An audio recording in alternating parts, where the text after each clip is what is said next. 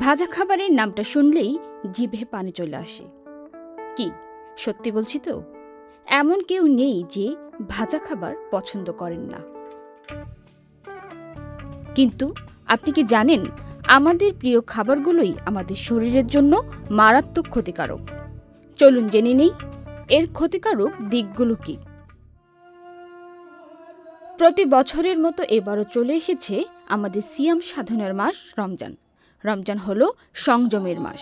এই সময় আমরা সারাদিন না খেয়ে থাকি। সারাদিন রোজা রাখার পর ইফতারের সময় আমরা অনেক অস্বাস্থ্যকর খাবার খেয়ে থাকি, যার ফলে আমরা অ্যাসিডিটি বা বদহজমের মতো সমস্যায় পড়ি বলে মনে করেন বিশেষজ্ঞরা। ব্রিটিশ মেডিকেল জার্নালে প্রকাশিত একটি গবেষণায় উঠে এসেছে এই ধরনের খাবার অকাল মৃত্যুর অন্যতম কারণ। ভাজা খাবারে ক্যালোরির মাত্রা বেড়ে যায়। তাছাড়া ভাজা খাবারে থাকে ট্রান্স-ফ্যাট, যা শরীরে এলডিএল এর মাত্রা বাড়ায়। এলডিএল বা লো ডেনসিটি লিপোপ্রোটিন, যা খারাপ কোলেস্টেরল হিসেবে চিহ্নিত। এর ফলে আমাদের শরীরে হৃদরোগের ঝুঁকি বাড়ে। চিকিৎসা বিজ্ঞানে একটি বিষয় প্রমাণিত যে অতিরিক্ত ভাজা খাবার খেলে রক্তচাপের পরিমাণ বৃদ্ধি পায়। তাছাড়া ভাজা খাবার আমাদের ওজন বাড়ায়। কিন্তু তেলে ভাজা খাবারে থাকে এক ধরনের অণু, যা অ্যাডভান্সড গ্লাইকেশন অ্যান্ড প্রোডাক্ট বা এজি নামে পরিচিত।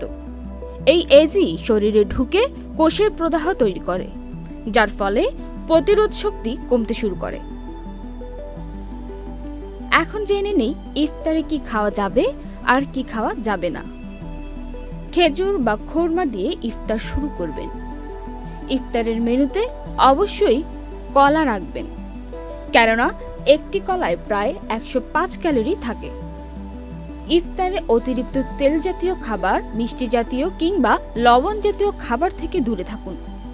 ইফতারে অবশ্যই শরবত রাখতে হবে। ইফতারের শুরুতে ভারী খাবার খাওয়া যাবে না।